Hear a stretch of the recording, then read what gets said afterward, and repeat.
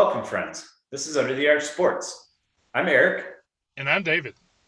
and today we're going to preview the Armed Forces Bowl, Mizzou versus Army. Before we begin, make sure you subscribe to our YouTube channel and find us on Facebook and Instagram. Yeah, so David, it's kind of a weird matchup anytime you're going up against a service academy.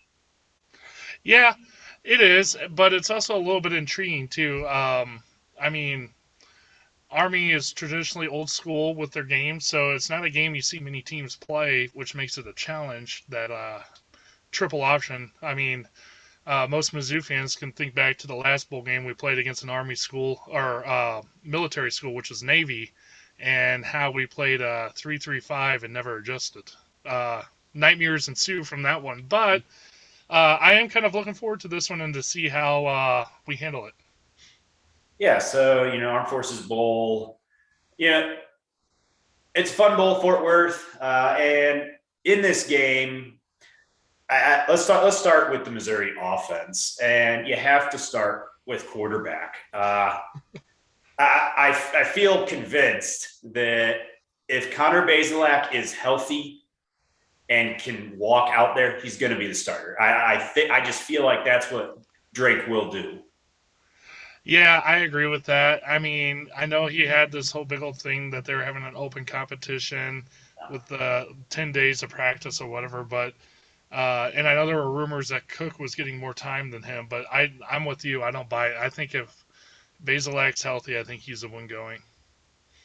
Yeah. Now, I strongly feel like Tyler Macon needs to have some sort of package set up because the one time we saw him against legit competition against Georgia, he couldn't throw the football to save his life, but he was running around and he was effective against them. So just thinking back to that, I'd love to see what his athleticism could do for the Mizzou offense against Army, who, let's face it, is not Georgia.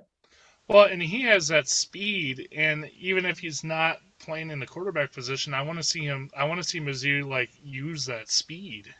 So I mean, it's frustrating not to see him get out there. Not because I want to see him play the quarterback position. I just want to see him play in general and use that speed to Yeah, Mizzou's benefit. You know. and he's still got the game that he can play without burning the shirt, so that's not a concern. Uh, David, this game is going to be won or lost when Army has the football, and can Mizzou slow down the triple option attack?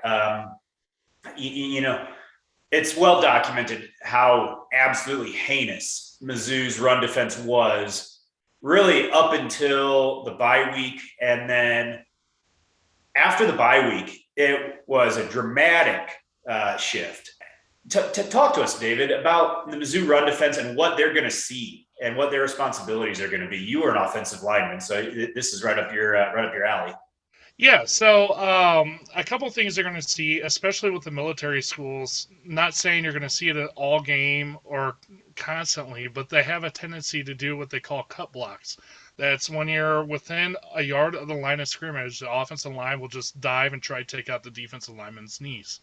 Uh, the bonus or the positive of that is that the defender can avoid the cut block.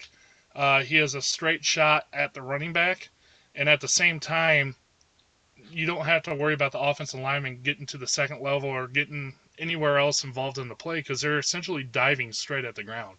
Yeah, no, However, sorry to interrupt. I think it's worth noting a lot of times the service academies will use cut blocking more than anyone else because traditionally their offensive linemen are not 6'5", 305-pound monsters. They're in the military, so they've got to still have to have like call it a military physique.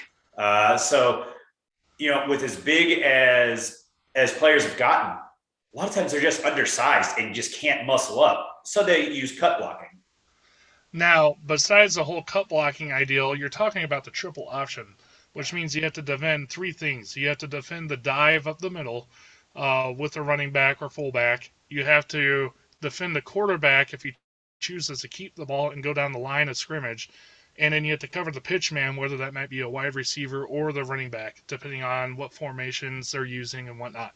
The key to this defensively is assignment football. You, as a defensive line, you have your assignments. So you have A gap, B gap, and so forth. Well, the interior line are going to be filling the A and B gap, looking for the dive. Your tackles on the outside and defensive ends are going to be more looking to shut down the quarterback. Essentially, if he's running down the line, they're going to pinch the quarterback if you can. Then you have to have your outside linebackers coming on, and they're going to be assigned to the pitch man. If any one of those guys misses, now you have an open guy and could potentially bring huge gains against the defense. So it's really strictly assignment football and discipline football. If you have any errors in that, you're going to give up big run games or have big gashes on the ground.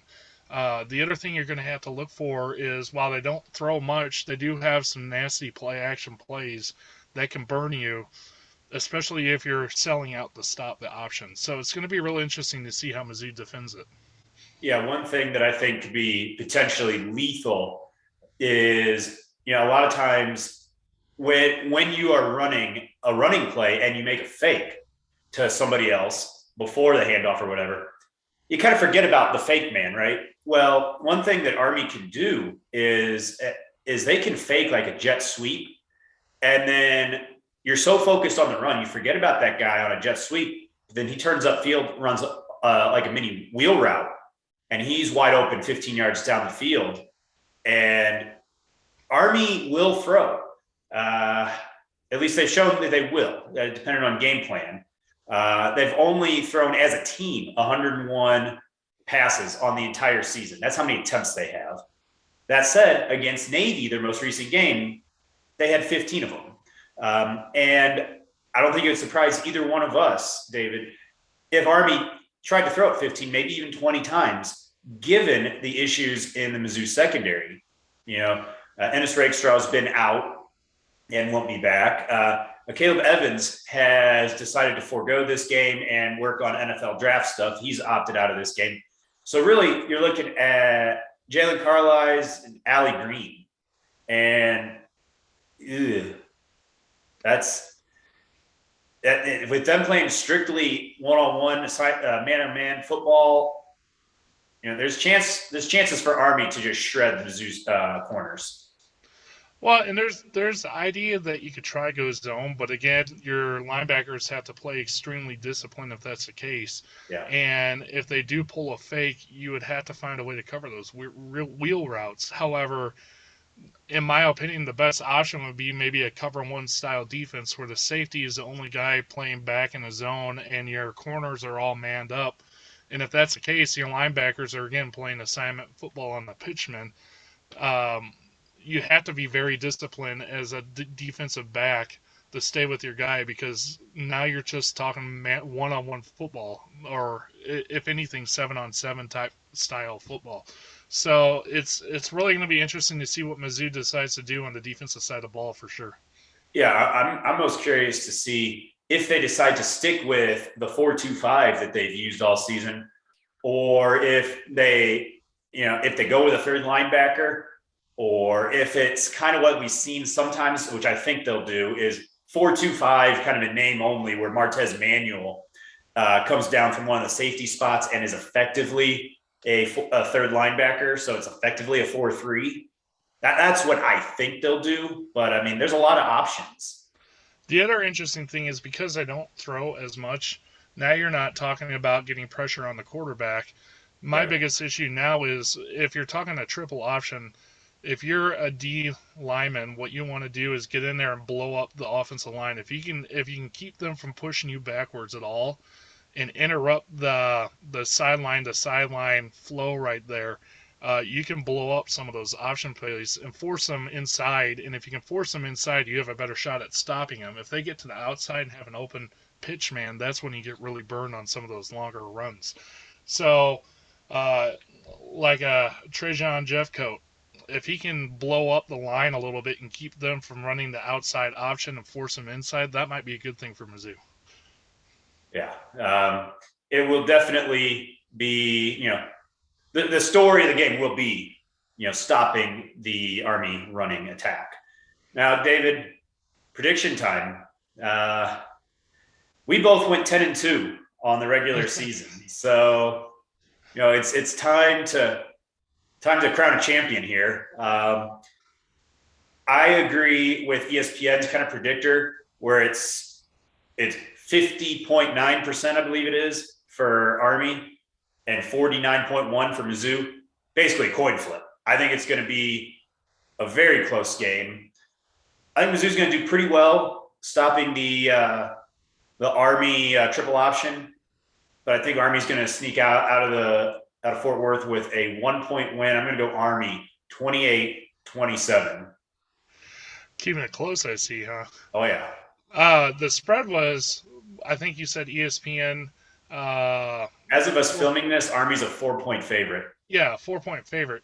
I'm actually going to go the other way, and like you said, this is going to be our tiebreaker game, and I'm also calling it a bigger difference, just on the thoughts that I think Beatty's going to have a heyday out there, and just run wild. Who was it? Tony Temple, who broke the rushing record, the Cotton Bowl record against Arkansas. Yeah, I don't know if he'll go that crazy, but I'd love to see him get close. It will be interesting to see, though. I am choosing Mizzou to win this game 31-21, partly because Army doesn't have that great of a field goal kicker. I don't think he's made one past 40 yards. I don't even know if they've attempted one that past 40 yards. So I'm going to give the thicker kicker the nod on this one, as well as a 7-point lead. So I'm going to take Mizzou 31-21 with a 10-point win. Anyway, thank you for watching this. We are not going to do a prediction or preview. Yeah, for bragging rights. Just know that it's 1 hour after the Mizzou game starts. So yeah, here's our preview. If Illinois plays a B game or better, they win going away. So it's worth at least keeping an eye on. But I'm definitely going to be watching the football game for sure. Enjoy your holiday season. I hope everybody has a safe, fun holiday, and here's hoping Mizzou caps off the winter season with a win. Thank you for watching. Happy holidays, everybody.